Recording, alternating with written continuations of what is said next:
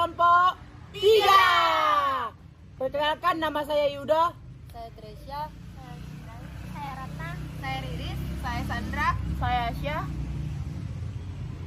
Sekarang kami akan membahas tentang Snow White atau Putri Salju. Salju.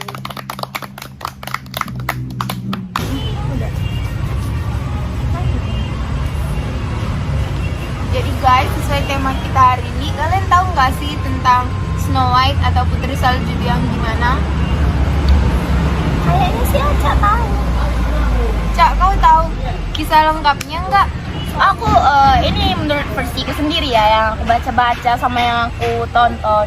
Jadi kan katanya pada zaman dahulu ada sebuah kerajaan, seorang ratu dan raja yang punya anak yang baru, ratunya ini baru melahirkan. Terus katanya anaknya ini punya kulit yang cantik, bersih, putih. Makanya diberi nama Putri Salju. Tapi nasib ratunya nggak baik karena setelah melahirkan Putri Salju dia langsung meninggal. Terus gimana kelanjutannya?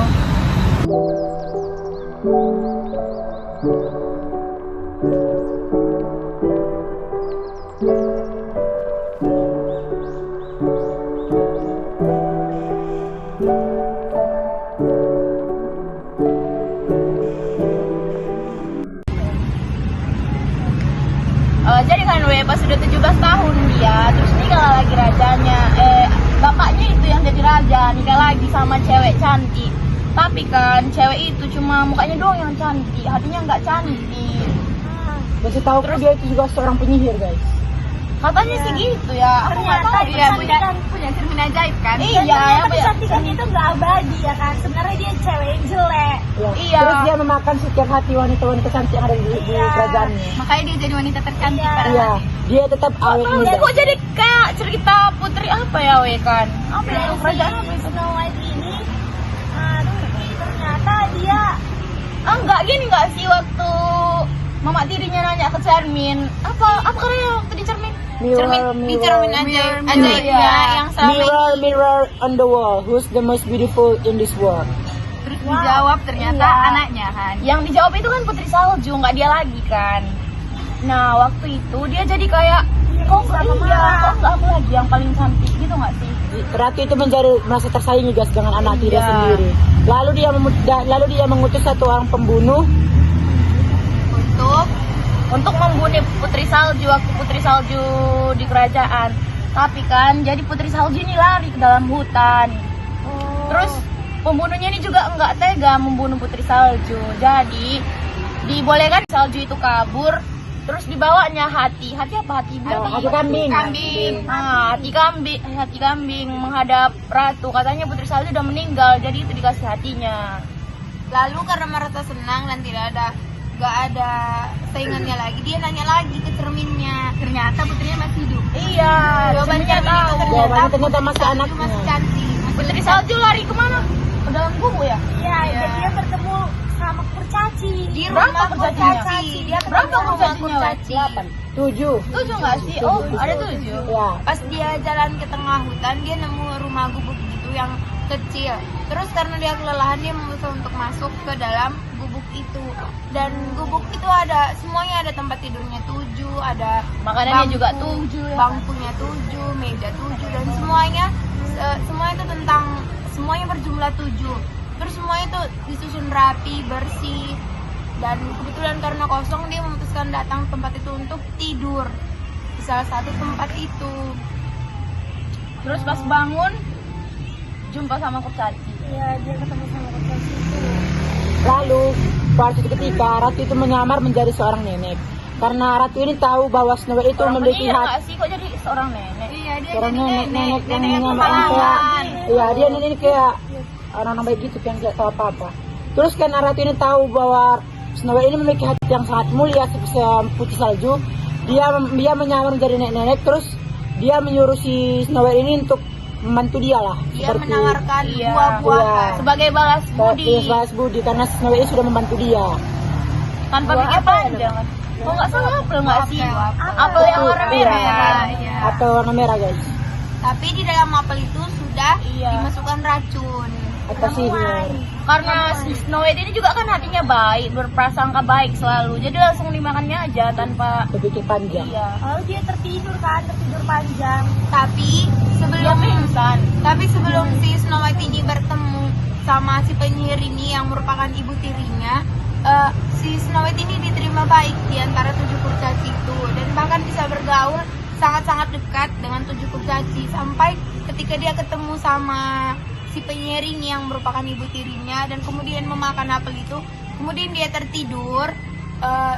Para 7 kurcaci yang mengetahui hal itu langsung kayak sangat-sangat khawatir dengan keadaan Snow White, dan akhirnya kayak berusaha untuk mencari ramuan, mencari obat penyembuh buat menyembuhkan dan membuat Snow White kembali bangun. Terus waktu itu bukannya mencari tahu ya, kayak mana menghilangkan kutukannya. Iya. Iya kan? Mereka tuh teringat dengan satu orang laki-laki yang bertemu dengan Snow White di hutan, yaitu dari pangeran dari kerajaan lain. Terus sepertinya mereka tahu kalau pangeran ini menyimpan rasa dengan Snow White. Lalu mereka tuh memanggil sang pangeran dari kerajaan untuk menuju gubuk. Lalu mereka menyuruh si pangeran ini kayak menyatakan cintanya lah. Tapi Dengar, kan Boy.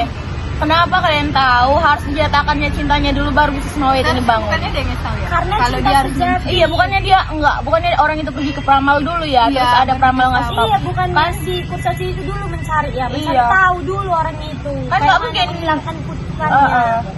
Kurcaci ini tahu-tahu aja terus disuruh pangeran yang mencium si putri Sebenarnya salju. orang itu cari tahu dulu kayak mana cara menghilangkan kutukannya. Ya kayak gitu kan. Iya. Oh, berarti 7 kurcaci itu pergi ke peramal untuk mencari tahu obat penyembuh iya. untuk Iya, si Snow cara White. menghilangkan nama kutukannya.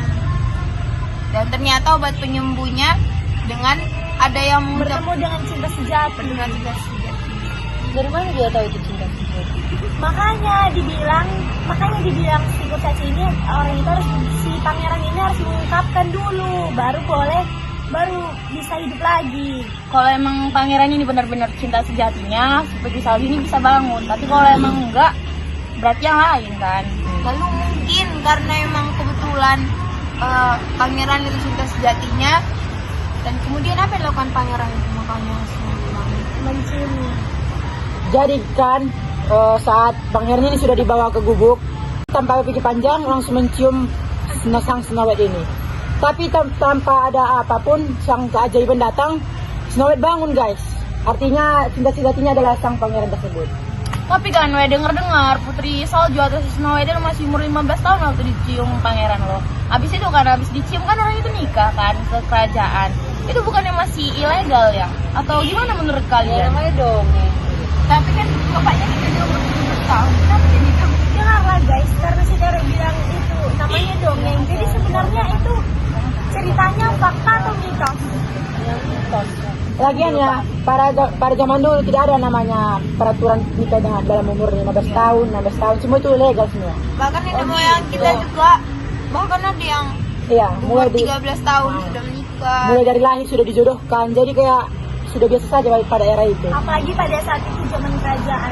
Ya, Jadi sebenarnya cinta Snow White itu fakta atau mitos guys? mitos. Menurutku sih mitos ya. Menurutku sih mitos ya. Menurut kamu gimana?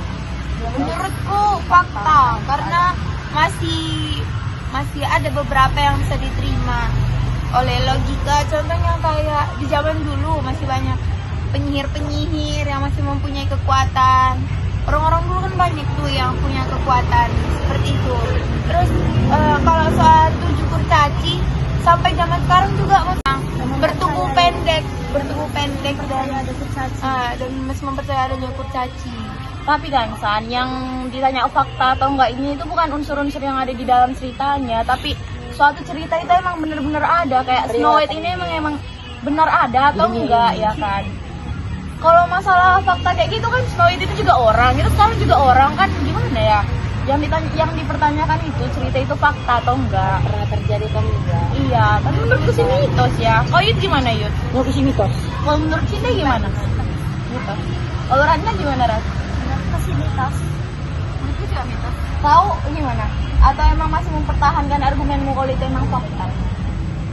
Sedikit ragu sih karena nggak ada yang menganggap fakta jadi mitos. Mitos. Kan karena kita semua udah setuju kalau itu mitos, Jadi menurut kalian Putri Salju itu sebuah legenda atau dongeng? Dongeng. Dongeng. Oh, berarti emang benar-benar dongeng ya guys, karena kami semua juga udah sepakat. Dan benar-benar dongeng karena gak bisa. Terus ada yang mau nyampaikan pesan moral di antara kalian tentang Putri Salju ini? Apa pesan moral yang bisa kita ambil? Kalau aku sendiri pribadi, janganlah iri atas kelebihan yang orang punya. Selalu bersyukur dan terima apa adanya. Kalau kau gimana Yud? Pesan moral yang bisa diambil? Kalau menurut aku sih, kita itu tidak harus berubah atau memakan ataupun melanggar peraturan agar menjadi sesuatu yang sangat bagus dan sangat indah di banyak orang. Karena kita itu indah pada mata orang yang tepat dan benar-benar orang yang baik. Jadi kita tidak hanya indah pada keterampilan atau wajah, tapi dengan sikap, hati, dan hati nurani. Menurut aku sih begitu. Kalau Cina gimana sih? Ada pesan moralnya enggak?